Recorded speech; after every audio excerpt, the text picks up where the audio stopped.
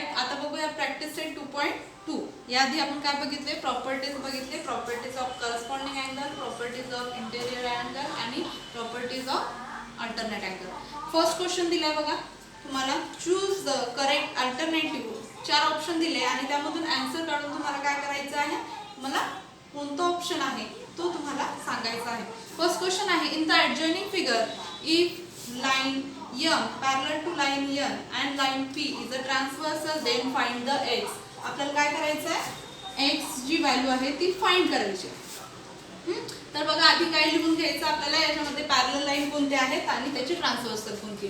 तर line M parallel to line N आणि P is a transversal, then find the x. So बघा इथे आता तुम्हाला इंटेरियर अँगल मध्ये 2 अँगल दिलेले आहे. एक अँगल दिला 3x आणि दुसरा अँगल काय दिला x. तर आपण काय घेणार आता इथे 3x plus x is equal to 180. 180 का, कारण याआधी आपण प्रॉपर्टी बघितलेली आहे की इंटेरियर अँगलची जी 2 अँगलची टोटल किती असते, 180 असते. ओके, सो आता बघा याचं ॲडिशन करा, 3x प्लस x इथं व्हॅल्यू काही नाही म्हणजे 1, 4x.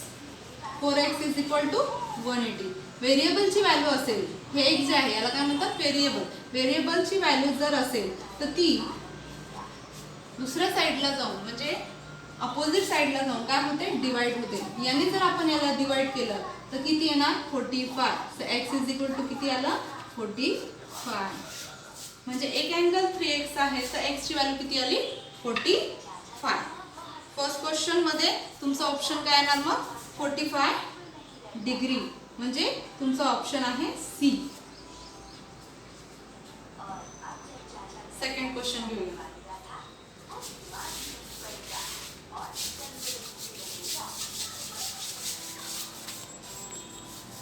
फर्स्ट मधला सेकंड क्वेश्चन आहे,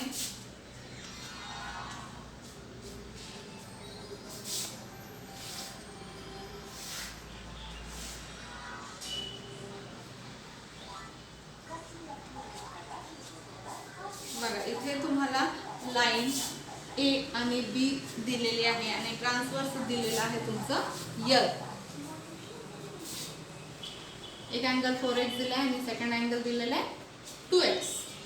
आणि क्वेश्चन आहे, in the adjoining figure if line A parallel to line B and there transversal is L and find the x. Same त्या पद्धतीनेच आपण आधी कोणते लाईन पॅरलल आहे ते लिहून घ्यायचं. Line A parallel to line B and L is transversal. ठीक आहे, आता सेकंड क्वेश्चन बघा. सो सेकंड क्वेश्चन मध्ये सेम आपण आपल्याला काय करायचं आहे, x हे फाइंड करायचं आहे. तर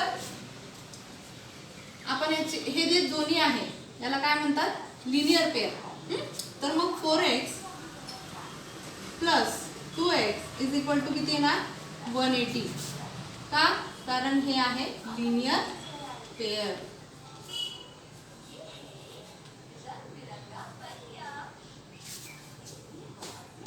लिनियर पेअर म्हणजे बघा एक आतून आहे बाहेरून आहे, म्हणजे ते झाले एक लाईनच्या बरोबर एका साईडने, त्यामुळे ते लिनियर पेअर. या दोघांची टोटल करा, 4x plus 2x 6x is equal to 180. So x is equal to 180 divided by 6. 6 3 जा 180, म्हणजे याचा आन्सर काय आला, 30 डिग्री. म्हणजे तुमचा कोणता ऑप्शन येणार आहे यामध्ये, D option. D is a right answer. Okay, कळलं. आता आपण घेऊया second question.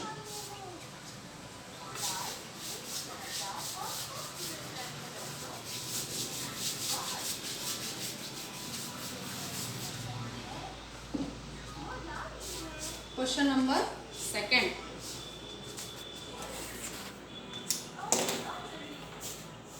Figure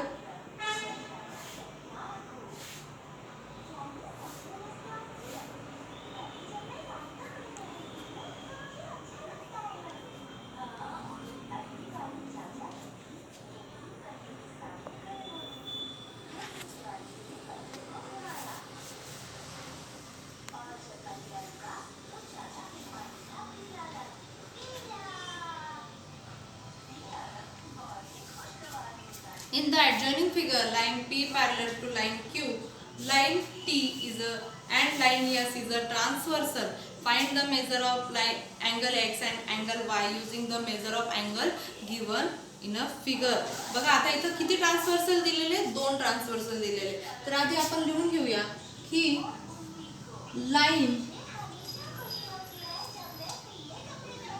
P parallel to line Q and T and S is transversal. The first question आपल्याला सॉल्व करायचा आहे. काय करायचं आहे की 40, आता हे अँगल घेऊ. सपोज आता हा 40 आहे, तर 40 चा जो एक अँगल आहे करस्पॉन्डिंग अँगल कोणता येणार मग याचा 40 चा हा जो ए आहे. सपोज याला आपण काय देऊ, ए नाव देऊ. ठीक आहे, ए नाव दिल्यानंतर 40 degree is equal to angle A. हा अँगल ए का हा की हा जो आहे हा आहे करस्पॉन्डिंग अँगल.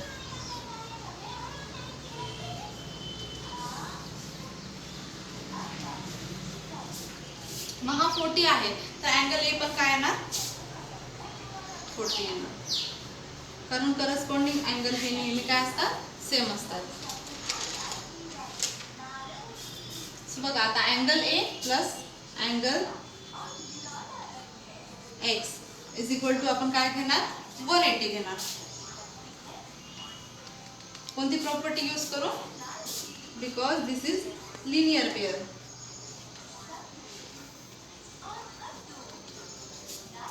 अँगल ए आणि अँगल एक्स काय झाले, लिनियर पेयर झाले. तर अँगल ए ची व्हॅल्यू आपली किती आहे 40 आहे. सो इथे अँगल ए चं 40 आपण घेणार. अँगल एक्स आपल्याला माहिती आहे का, नाही.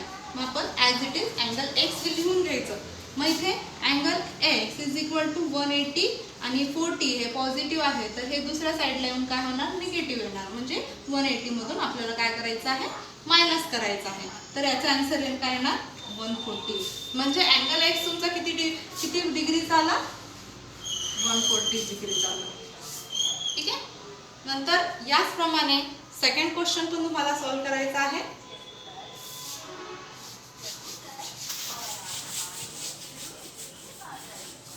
बघा अँगल एक्स किती झालाय 140. आता आपल्याला हा अँगल फाइंड झालाय. आता आपल्याला काय काढायचं आहे, अँगल वाय काढायचा आहे.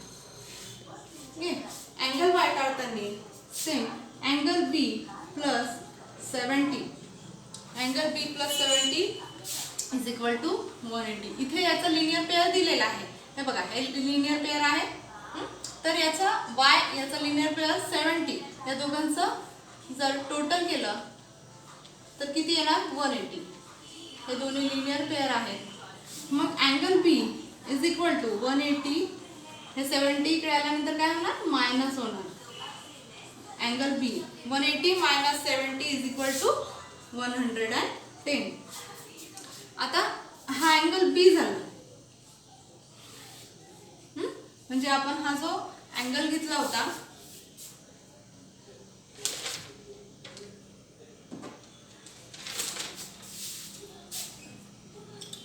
इथे अँगल ए घेतला, अँगल बी घेतला. अँगल बी आपला आलाय 110. So angle Y is equal to 110 because angle B congruent to angle Y. हे जे आहे angle B is equal to angle Y हे काय आहे, दोन्ही corresponding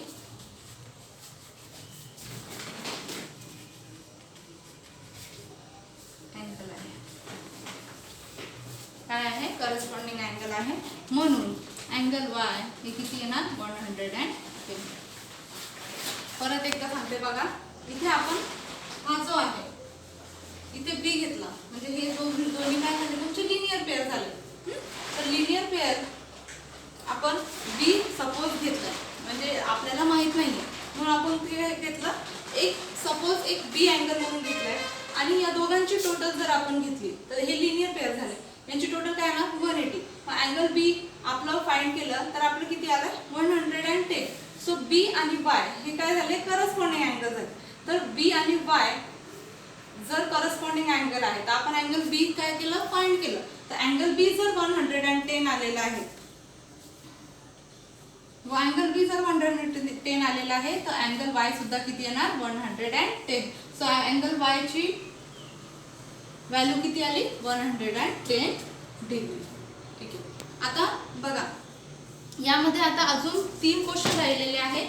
third question, fourth question आणि फिफ्थ क्वेश्चन. तर हे तुम्हाला सॉल्व्ह करायचं आहे होमवर्क म्हणून, आणि त्याच्यामधले काही क्वेश्चन मी तुम्हाला सॉल्व्ह करून देणार आहे, तर ते तुम्ही बघू. ठीक आहे.